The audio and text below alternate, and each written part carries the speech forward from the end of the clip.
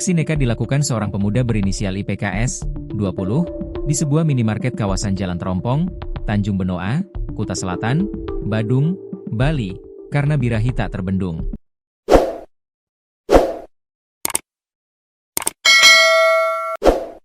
Pelaku diduga melakukan pelecehan seksual terhadap seorang karyawati, SM, 21, dengan modus berpura-pura menjadi pembeli pada Minggu 21 Desember 2025 siang.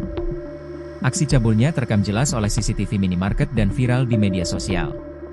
Kasih Humas Polresta Denpasar, Kompol Iketut Sukadi, membenarkan adanya laporan terkait dugaan tindak pidana pencabulan tersebut kini tengah dalam penanganan Polresta Denpasar.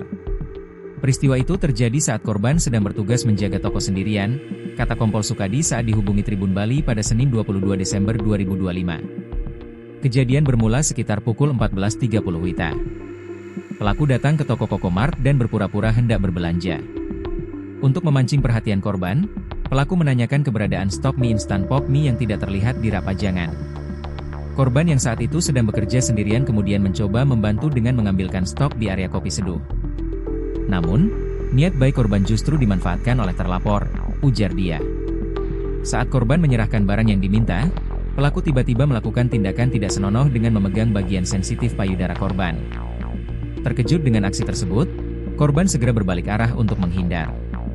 Bukannya berhenti, pelaku justru semakin beringas. Ia nekat memeluk korban dari arah belakang dan berusaha menciumnya paksa. Korban kemudian berteriak histeris meminta tolong. Karena panik teriakan korban bisa mengundang warga sekitar, pelaku langsung melarikan diri dari lokasi kejadian, pungkas Kompol Sukadi.